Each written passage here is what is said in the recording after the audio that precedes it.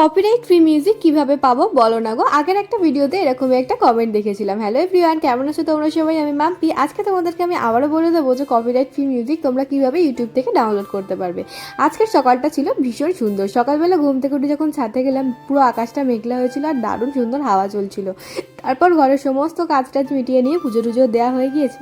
আর এখন আমি একটু স্কিন কেয়ার করে নিচ্ছিলাম। আর তারপরে যাবো রান্না করার জন্য, মানে এইরকম সেজে গুজে রেডি হয়ে যাবো রান্না করার জন্য। রান্না তো করতেই হবে না, ডেলি ঘরের কাজগুলো তো তোমাকে করতেই হবে। এই যে দেখো, এখন চাল টালগুলো বের করে নিলাম আর তারপরে পেঁপে সেদ্ধ দেবো বলে একটু পেঁপেও কেটে নিলাম আর একটু তার সাথে পটলও কেটে নিলাম, কারণ মায়ের এখনও আনাজ কাটা হয়নি। আমি এত তাড়াতাড়ি করে ফেলেছি রান্না বসানোর জন্য, মানে আমার সমস্ত কাজ তাড়াতাড়ি হয়ে যাওয়া মানে আমি তাড়াতাড়ি রান্নাটা বসিয়ে দেবো, তাই মায়ের এখনও আনাজ কাটা হয়নি। আমি শুধু পটলটা কেটে এনে ভাজছিলাম আর তারপরেই মা আমাকে এই আনাজগুলো কেটে দিল।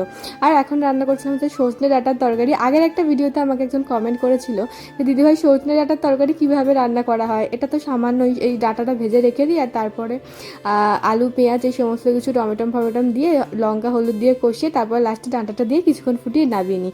দেখে আমার মনেও হচ্ছিল যে সজনে ডাঁটার তরকারি কেউ রান্না করতে জানে না, কেউ আবার খেতে ভালোবাসে, হয়তো কেউ বাসে। আজকে কিন্তু বেশ অনেক কিছু রান্না করতে হয়েছিল, তোমাদেরকে অবশ্যই দেখালাম সেটা।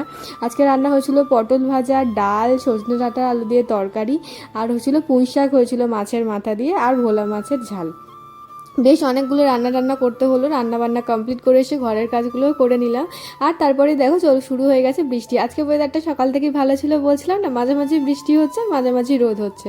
খাওয়া দাওয়া কমপ্লিট করে এখানে একটু চকলেট ছিল, আমি সেটাই খেয়ে নিলাম। আর তারপরে কিছু ভিডিও এডিটের কাজ ছিল, সেটাই করছিলাম। তার মধ্যে দেখলাম বাইরে আকাশে অনেকটা মেঘ হয়ে গিয়েছে। তোমরা কপিরাইট ফ্রি মিউজিক ইউটিউবে সার্চ করলেই পেয়ে যাবে, অনেক মিউজিক আছে কপিরাইট ফ্রি। আমি যেটা ইউজ করি সেটাও তোমরা ওখানে পেয়ে যাবে, আর সেটা তারপরে তোমরা ভিডিওতে ইউজ করতে পারো, এটা তো কোনো কপিরাইট আসে না।